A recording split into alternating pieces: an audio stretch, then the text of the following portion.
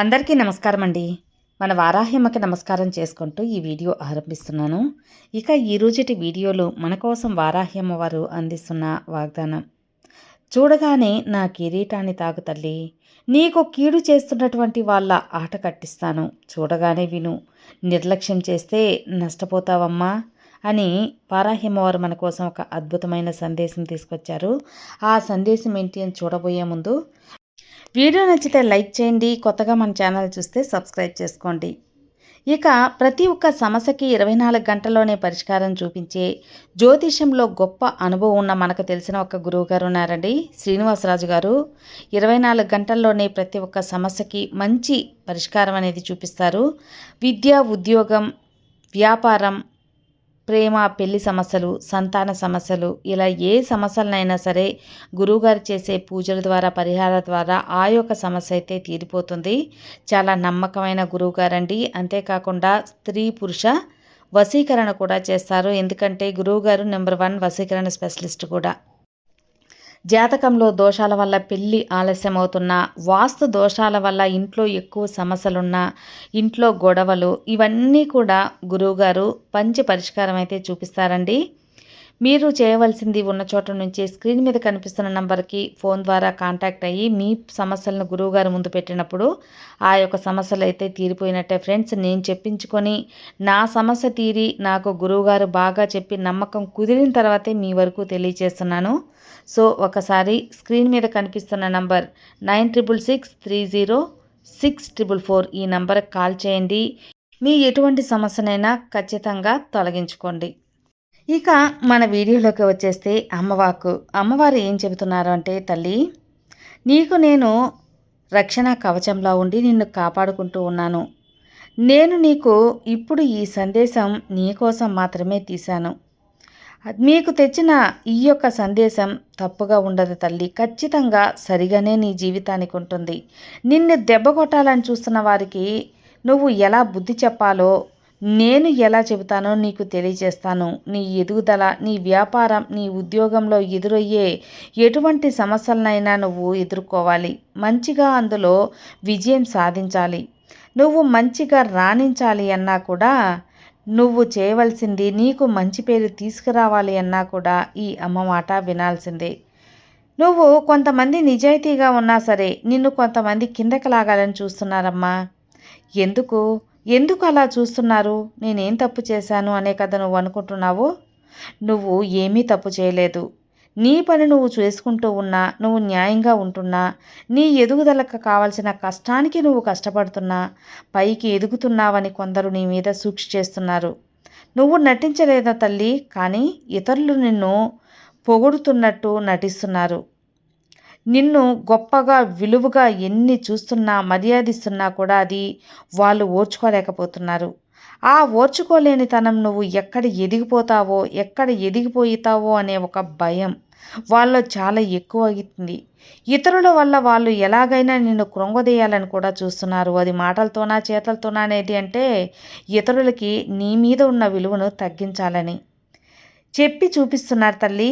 నువ్వు పని చేసిన దగ్గర నుంచి ఉద్యోగం చేసే దగ్గర వరకు, అలాగే వ్యాపారం చేసే స్థలం వరకు నువ్వు ఎక్కడైనా నీ విలువను తగ్గించాలని చూస్తున్నారు వారు. బిడ్డ, జాగ్రత్తగా ఉండు. వాళ్ళు ఎవరు అని కూడా నువ్వు ఊహించి, నువ్వు ఎందుకు నాకు ఇలా జరుగుతుంది అని, మంచిగానే అందరితో ఉంటున్నాను కానీ నాకు వ్యతిరేకంగా ఎందుకు జరుగుతుంది అని నువ్వు ఒక్కసారి ఆలోచించమ్మా. నువ్వు ఎందుకు ఇలా జరుగుతుంది అని అడిగావు కదా, ఖచ్చితంగా చెబుతాను విను. నువ్వు అందరినీ నమ్ముతావు. అందరూ మంచివాళ్ళు, నీలాగే మంచి గుణం ఉన్నవాళ్ళు అని నువ్వు నమ్ముతావు. నువ్వు అందరితో ఒకేలా ఉంటావు. కొందరు మంచివాళ్ళుగా ఉన్నా కూడా కొందరు అసూయ, ఈర్ష్య, ద్వేషంతో, కోపంతో వీటన్నిటినీ కూడా పెట్టుకొని నీ మీద కక్షతో ఉన్నారు. అవి వాళ్ళు పైకి చూపించలేరు కానీ వాళ్ళు లోపల నీ మీద పగతో రగిలిపోతున్నారు బిడ్డ. నువ్వు ఎప్పుడు పడిపోతావా, వాళ్ళు ఎప్పుడు ఆనందిద్దామా అనే ఉద్దేశంతో ఉన్నారు. నువ్వు ఎప్పుడైతే కష్టపడుతూ చూస్తారో అప్పుడు వారి మనసులో నువ్వు సంతోషం ఉంటుంది. ఎప్పుడైతే ఇబ్బందుల పాలవుతావో అప్పుడు వారి మనసులో ఆనందపడతారు. ఆ సమయం కోసం వాళ్ళు వేచి ఉంటారు. నిన్నే గురిగా పెట్టి నీ మీదే కన్ను వేసి ఉంచి ఎన్నెన్నో సదులనేటివి చేస్తున్నారు. నీతోటి వారికి నీ మీద లేనిపోనివి చెప్పి నీ గౌరవాన్ని తగ్గించాలని చూస్తున్నారు. నీతో మాట్లాడకుండా చేయాలని, నీకు ఎవ్వరూ లేనివానిగా నిన్ను నిలవాలని, నీకు ఎలాంటి సపోర్ట్ అనేది లేకుండా చేయాలని వాళ్ళు చేస్తున్నారు తల్లి. ఒంటరిగా నువ్వు ఉంటే వాళ్ళకి ఆనందం. నువ్వు ఒంటరిగా చేసే ప్రయత్నాలు సఫలమవుతున్నాయని వారి కుళ్ళు. నీతో ఎవరో మాట్లాడినా, నీతో ఎవరైనా సరే చాలా అన్యోన్యంగా విలువిచ్చి ఉన్నా వాళ్ళు చూపించే ఓ విలువ అదంతా వాళ్ళు ఓర్చుకోలేకపోతున్నారు. వాళ్ళు ఎవరో గమనించు. వాళ్ళని దూరంగా ఉంచు. నువ్వు ఏం చేయనవసరం లేదు. తల్లి, నువ్వు ఏం చేయాలో కూడా ఈ అమ్మ చెప్తాను. ఈ వారాహి తల్లి చెప్తాను. నువ్వు దెబ్బ కొట్టాలి, నిన్ను దూరం చేయాలి, నిన్ను నష్టం కలిగించాలి. నీకు వేరే వాళ్ళతో కూడా డబ్బులిచ్చి మరీ నిన్ను దెబ్బ కొట్టాలని చూస్తున్నారమ్మా. కానీ నువ్వు భయపడాల్సిన పని అసలు లేదు. ఎందుకంటే నీ వారాహి తల్లి నీకు అండగా ఉన్నాను. ఏం అన్యాయం చేశాను, నేనేం చేయలేదే, నాకు మాత్రం ఎందుకమ్మా ఇలా జరుగుతుంది, ఈ విధంగా నీ మనసు ఆందోళన పడుతుంది. ఏం భయపడదమ్మా, నీకు రక్షణ కవచంలా ఈ తల్లి ఉన్నాను. ఆపద బాంధవునిగా నీ తల్లి ఉన్నాను. నిన్ను రక్షించుకునే సంరక్షరాలిగా ఈ వారాహి తల్లి ఉన్నాను. నీకు ఏ ఆపద కలిగించినా అవన్నీ కూడా ఈ అమ్మ నీకు దాటివేస్తాను. ఈ అమ్మ చెడుని ఎప్పుడూ సహించను కదా. వాళ్ళని నీ దగ్గర ఉన్నటువంటి నీ శూలంతో పొడిచి మరీ అంతం చేస్తాను. చెడును ప్రోత్సహించను, సహించను. నిన్ను కష్టపెట్టే వాళ్ళని అంత చూస్తాను. అలాంటి కల్లా కపటం లేని మనసున్న నీకు ఇలాంటి దుర్మార్గులు నీకు అన్యాయం చేస్తే నేను ఊరుకుంటానా? నా బిడ్డ మనస్తత్వం నాకు తెలుసు. నా బిడ్డైనా, నా భక్తుడైనా, ఎవరైనా సరే నీకు కష్టం కలిగితే వారిని నేను ఆదుకుంటాను. ఖచ్చితంగా నిన్ను నేను సంరక్షించుకుంటానమ్మా. బుద్ధి చెప్పి మరీ ప్రయత్నం కూడా చేపిస్తాను. వాళ్ళ తప్పు వాళ్ళు తెలుసుకునేలా చేస్తాను. అలా చేసుకునే ప్రయత్నం కూడా నీకు చూపిస్తాను. కానీ నీకు ఎలాంటి కీడు ఆటంకం రాకుండా నేను కాపాడుకుంటాను బిడ్డ. ఈ వారాహ్యము ఉన్నంత వరకు నువ్వు దేనికి అసలు భయపడాల్సిన అవసరమే లేదు, దిగులు పడాల్సిన అవసరం లేదు. అమ్మ అని పిలిస్తే చాలు, వారాహి అని పిలిస్తే చాలు, నర్పవి అని పిలిస్తే చాలు, తల్లి అని పలకరిస్తే చాలు. నేను నిన్ను అందుకుంటాను, నీ దగ్గరికి వస్తాను. ఎప్పటికీ నేను నిన్ను వదులుకోను. నా బిడ్డలు నేను ఎలా ఎంచుకుంటానో నాకు తెలియదా? నన్ను ఒక్కసారి పిలిస్తే నేను 100 సార్లు పలుకుతానమ్మా. నువ్వు పిలిచినా పిలవకపోయినా నీ పక్కనే ఉండి నిన్ను బిడ్డలా కాపాడుతాను. నా భక్తులు ఎలా ఉన్నారు, ఏ కష్టంలో ఉన్నారని నేను కన్ను 1000 కళ్ళతో చూస్తూ ఉంటాను. ప్రతి ఒక్క నా బిడ్డని చూస్తాను. ఇదే ఈ అమ్మ, ఈ వారాహి అమ్మను కొలిచే వాళ్లకు నేను ఇచ్చే బహుమతి. నేను ఎప్పుడూ అండగా ఉంటాను, సంరక్షణగా ఉంటాను. ఎవరైతే పసిగట్టి నన్ను ఆదరిస్తారో వాళ్ళని నేను నిశ్చయంగా ఒక తల్లిలా, అమ్మలా నేను కాపాడుకుంటాను. నన్నే ఆదరిస్తూ, నన్నే భక్తిగా కొలుస్తూ పంచమి ఎప్పుడొస్తుందా, అమావాస్య పౌర్ణమి ఎప్పుడొస్తుందా, శుక్రవారం ఎప్పుడొస్తుందా అని తెల్లవారుజామున అమ్మకి దీపం వెలిగిద్దామా, ఏం ప్రసాదం పెడదామని, నైవేద్యం ఏం చేద్దాం, ఎర్రని పువ్వులు ఎక్కడ సేకరిద్దామని నువ్వు ఆరాటపడుతూ ఉంటావు.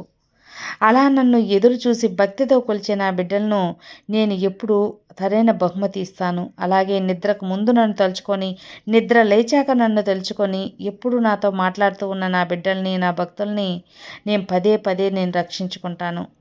నన్ను నిత్యం నీ ఇంటిలో ఒక మనిషిగా, ఒక భగవంతునిగా, ఒక తల్లిగా ఆదరిస్తున్నప్పుడు నేను నిన్ను కాపాడుకోకుండా ఎలా ఉంటానమ్మా? ఖచ్చితంగా రక్షించుకుంటాను. నీకు నేను ఒక సవాల్లా చెబుతున్నాను. అనుకున్న వాళ్ళు ఎంతమంది నీ మీద ఈర్ష్యపడ్డా, ఈర్ష్య, కోపం నిన్ను ఏమీ చేయలేదు. వాళ్ళ చెడు శక్తి ఏది కూడా నిన్ను దరిదాపుల్లో కూడా చేరదు. ఏదైనా సరే నన్ను దాటి రావాలి తల్లి. మనసులో ఏదైతే ఉందో అది వాళ్ళకి జరుగుతుందే తప్పితే నీకు ఏది నేను జరగకుండా కాపాడుతాను. బిడ్డ, వాళ్ళు కోరుకోవచ్చు నువ్వు బాగుండకూడదని. కానీ నువ్వు బాగుండకూడదని కోరుకోవడానికి వాళ్ళెవరు చెప్పు? అది నిర్ణయించాల్సింది ఎవరు? వాళ్ళా? లేదు, భగవంతుడు, నువ్వు నమ్ముకున్న ఈ అమ్మ. అలాంటిది వాళ్ళెవరు నిన్ను శాసించటానికి, నిర్ణయించటానికి? వాళ్ళు తలుచుకుంటే ఇక్కడ ఏది జరగదమ్మా. ఏదైనా కూడా నీ మంచి మనసు వల్లే.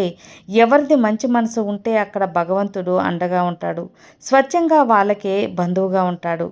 నిజాయితీ అనేది ఎవరికైతే అలవాటు పరుచుకుంటారో, నిజంగా ధర్మంగా ఉంటారో వాళ్ళకి భగవంతుడు ఎప్పుడు సహకారం చేస్తాడు. ఇలా నీతో నేను కాదు తల్లి, ఎవరితో కూడా ఈర్ష్యగా, ద్వేషంగా, వాళ్ళ మీద కుట్రగా, కుళ్ళుగా ఉండేవాళ్ళు పైకి నచ్చినట్లు నటిస్తున్నా వాళ్ళు చరిత్రలో ఎప్పుడూ బాగుపడలేరు. వాళ్ళ జీవితం ఎప్పటికీ మంచిగా ఉండదు. వాళ్ళ జీవితం అలాగే ఉంటుంది. కాబట్టి నువ్వు వాళ్ళ గురించి ఆలోచించొద్దు. ఇక మొదట్లో ఈ అమ్మ చెప్పాను కదా! నువ్వు అడిగావు కదా! తల్లి ఏం చేయాలి? నేను ఏం తప్పు చేశాను? ఏ తప్పు చేయలేదమ్మా నువ్వు. నువ్వు నీ పనులు చేసుకుంటూ మంచిగా ఉన్నావు. నీ కుటుంబాన్ని ఎలా మంచిగా జీవించాలి అని ఆలోచిస్తున్నావు. నీ పిల్లల్ని ఎలా వృద్ధిలో తేవాలి అని, నీ వ్యాపారాన్ని ఎలా అభివృద్ధి చేసుకోవాలి అని ఆలోచిస్తున్నావు. నువ్వు అందరితో విలువ ఎలా పొందాలి అని కూడా ఆలోచిస్తున్నావు. నీ మంచితనము నీ విలువను పొందేలా చేస్తుంది. నీ కష్టపడిన కృషే నీ కుటుంబానికి మంచి ఎదుగుదల చేస్తుంది. నీ నడవడిక అందరూ కూడా నీకు విలువ అనేది తెచ్చిపెడుతుంది. అవును తల్లి, వాళ్ళ గురించి నువ్వు ఏమీ చేయనవసరం లేదు. మౌనంగా ఉండు. నీ పని నువ్వు చేసుకుంటూ వెళ్ళు. నీకు అంతా మంచే జరుగుతుంది. వాళ్ళు ఎంత పెద్ద కుట్రలు పన్నినా, కుతంత్రాలు చేసినా ఏమీ కాదు ఇక్కడ. నీకు చెడు ప్రభావం అస్సలు అంటదు. నువ్వు గుర్తుపెట్టుకో, నువ్వు ఏ పని చేసుకుంటున్నా ఆ పనిలో మౌనంగా వెళ్ళు. నీ వాళ్ళ సంగతి మాత్రం నువ్వు చూసుకో. వాళ్ళ సంగతి పట్టడానికి నేనున్నాను కదా! వాళ్ళని నేను కింద పడనివ్వను. వాళ్ళ సంగతి ఈ అమ్మ చూసుకుంటాను. అలా అని నేను ఏదో వాళ్ళకి ఒక కక్ష కట్టారు అని చెప్పను తల్లి. ఒకరు కక్ష కట్టారు, కుట్రలు పన్నారు, నీ మీద చెడు ప్రభావం చూపారు అంటే వాళ్ళ మీద తిరిగి అలా చేయను. వాళ్ళకి బుద్ధొచ్చేలా చేస్తాను. మంచి మార్గంలో మలిపిస్తాను.